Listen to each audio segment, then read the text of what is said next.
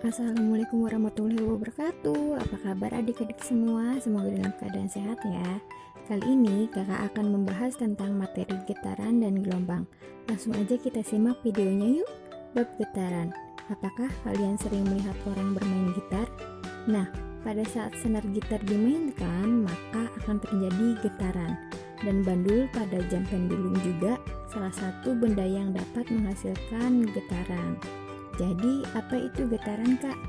Setelah melihat contoh dari getaran tersebut, dapat disimpulkan bahwa getaran adalah gerak bolak-balik secara periodik di titik setimbang. Dan apa sih, Kak, yang dimaksud dengan titik setimbang? Titik setimbang yaitu titik yang dijadikan acuan memiliki simpangan sama dengan 0. Dapat dilihat titik B merupakan titik setimbang ya. Nah, setelah kita ketahui apa itu getaran, mari kita pelajari bagaimana cara menghitung getaran ya. Di sini ada contoh getaran dari bandul sederhana. Dikatakan satu getaran jika bandul bergerak dari titik A, B, ke C, dan kembali lagi ke titik B dan ke titik A.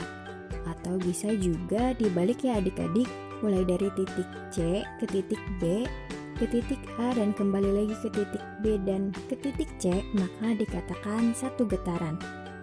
Jika setengah getaran bagaimana, Kak? Ketika bandul bergerak dari titik A ke B dan ke titik C, itu dikatakan setengah getaran. Atau ketika bandul bergerak pada titik C ke B dan ke titik A, itu juga dapat dikatakan setengah getaran ya. Nah, kalau seperempat getaran yaitu jika bandul bergerak dari titik A ke titik B atau juga dari titik B ke titik C. Jadi begitu ya adik-adik cara menghitung getarannya. Besaran-besaran yang ada pada getaran. Yang pertama itu ada amplitudo. Amplitudo yaitu simpangan maksimum jarak dari titik setimbang ke titik jauh. Seperti yang ada di gambar, titik C atau A merupakan titik terjauh dari titik setimbang. Satuan dari amplitudo yaitu cm atau meter. Kedua ada frekuensi. Frekuensi adalah jumlah getaran dalam waktu 1 detik. Nah, frekuensi ini dapat dirumuskan sebagai F sama dengan N per T. Agar mudah mengingatnya, kita dapat menyebutnya dengan panta. Panta artinya F sama dengan N per T. Dan yang terakhir ada periode. Periode adalah waktu yang dibutuhkan untuk melakukan satu getaran. Jika frekuensi dapat menyebut rumusnya dengan panta, maka periode dapat menyebutnya dengan tetanus, yang artinya T besar sama dengan T kecil per N. Nah, rumus getaran di sini itu ada frekuensi dan periode. Dari penjelasan sebelumnya, frekuensi dirumuskan F sama dengan N per T, dan periode dirumuskan T besar sama dengan T kecil per N. Di sini frekuensi memiliki satuan Hertz, periode dan waktu memiliki satuan sekon, dan N banyaknya getaran. Karena rumus frekuensi dan periode berkebalikan, maka dapat dihubungkan rumus frekuensi adalah F sama dengan 1 per T, atau rumus periode T besar sama dengan 1 per F. Mari kita pelajari contoh soal berikut. Dalam waktu 2 sekon terjadi 8 getaran pada pendulum. Maka tentukan periode getaran dan frekuensi getaran. Mari kita cari tahu dulu apa saja yang diketahui di sini. 2 sekon menunjukkan waktu atau T. Dan 8 getaran menunjukkan banyaknya getaran atau N. Jadi kita tulis di sini yang diketahui itu T sama dengan 2 sekon. N-nya 8 getaran. Dan apa yang ditanyakan? Yang pertama periode getaran atau T besar, dan yang kedua frekuensi getaran atau F kecil. Dan mari kita jawab yang A terlebih dahulu. Karena yang ditanyakan periode, maka masukkan rumusnya. Dan rumus periode itu T besar sama dengan T kecil per N. Ingat rumus tetanus ya adik-adik. Lalu kita masukkan yang sudah diketahuinya, yaitu T sama dengan 2 sekon dan N sama dengan 8 getaran. Maka hasilnya 0,25 sekon, karena satuan dari periode itu sekon ya. Bagaimana? Gampang kan adik-adik? Lalu kita lanjut ke bagian B. Karena yang ditanyakan frekuensi, maka kita ingat rumus Panta. F sama dengan N per T. Lalu kita masukkan yang diketahuinya. N sama dengan 8 getaran dan T sama dengan 2 sekon. Maka hasilnya 4 Hz. Karena satuan dari frekuensi Hz ya adik-adik. Contoh dari getaran pada kehidupan sehari-hari yang lainnya itu ada juga pegas pada motor yang bergerak bolak-balik karena beban pada motor, ayunan yang sedang dimainkan, dan gempa bumi juga salah satu contoh getaran yang memiliki kekuatan hebat. Bab gelombang.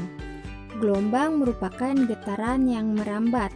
Video sebelumnya kita membahas getaran adalah gerak bolak-balik, sedangkan gelombang dapat merambat. Nah, ketika gelombang merambat, medium atau zat perantaranya tidak ikut merambat tetapi hanya bergetar. Sedangkan yang ikut merambat yaitu energinya. Berdasarkan cara rambatnya, gelombang dibagi menjadi dua, yaitu gelombang mekanik dan gelombang elektromagnetik. Mari kita bahas satu-satu ya adik-adik. Yang pertama ada gelombang mekanik. Gelombang mekanik adalah gelombang yang merambat memerlukan media atau zat perantara. Contohnya gelombang pada tali, gelombang pada air, dan gelombang pada pegas. Dan berikutnya ada gelombang elektromagnetik. Gelombang elektromagnetik yaitu gelombang yang merambat tanpa memerlukan media atau zat perantara. Contohnya gelombang pada cahaya matahari, gelombang radio, dan gelombang inframerah.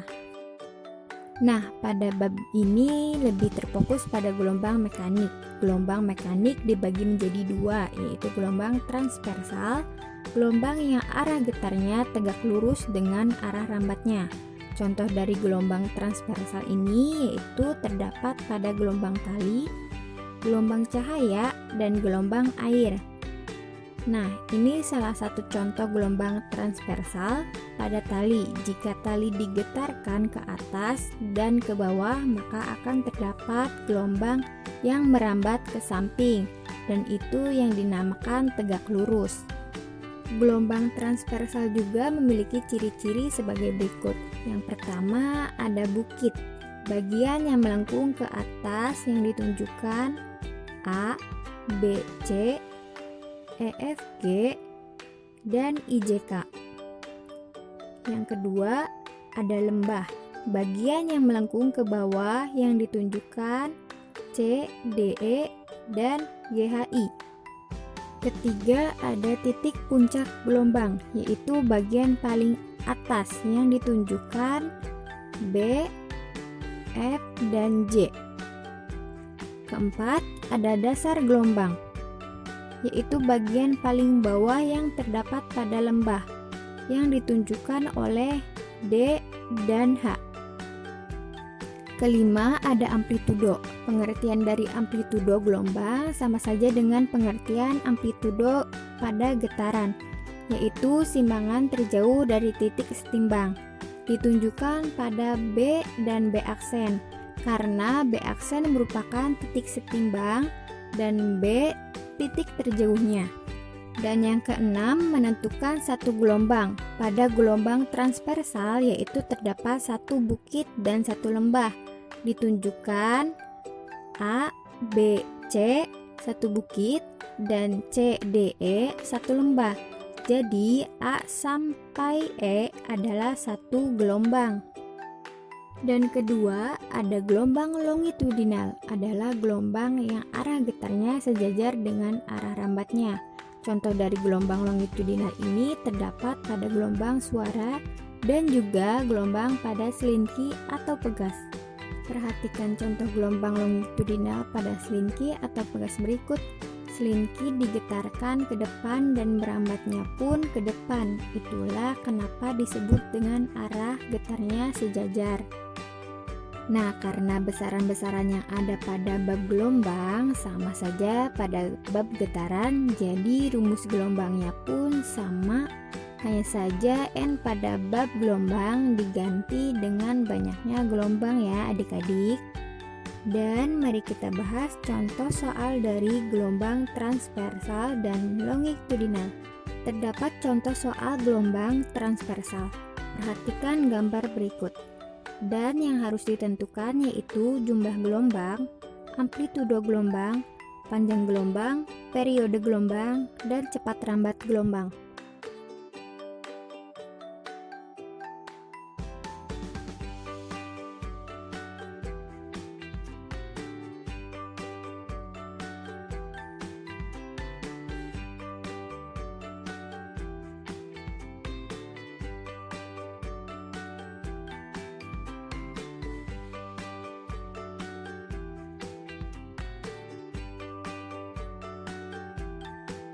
Bagian B yang ditanyakan amplitudo.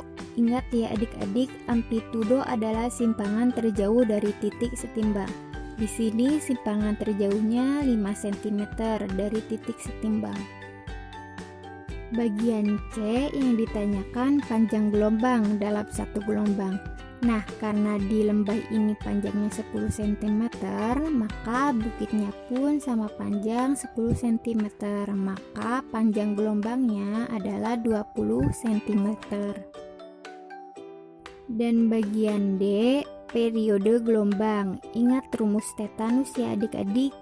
Nah, waktu di sini kita ambil pada titik yang sudah diketahui gelombangnya, yaitu 5 sekon dan 2 gelombang, maka hasilnya 2,5 sekon. Dan bagian E, rumus dari cepat rambat gelombang, yaitu F sama dengan lambda per T. Karena kita sudah menghitung yang diketahuinya, maka lambdanya itu 20 cm. Dan T-nya 2,5 sekon. Maka hasilnya 8 meter per sekon. Contoh soal gelombang longitudinal. Terdapat sebuah gelombang longitudinal yang ditentukan, yaitu panjang gelombang, periode gelombang, frekuensi, dan cepat rambat gelombang. Mari kita jawab satu persatu. Yang pertama ditanyakan panjang gelombang dalam satu gelombang.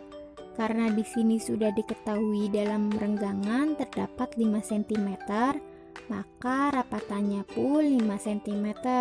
Maka panjang gelombangnya 10 cm. Dan bagian B, periode gelombang, mari kita pakai rumus tetanus ya adik-adik.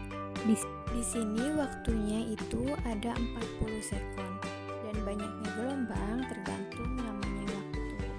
Jadi gelombangnya ada 2 gelombang, maka periode 20 sekon. Bagian C, frekuensi gelombang, yang rumusnya berkebalikan dari periode.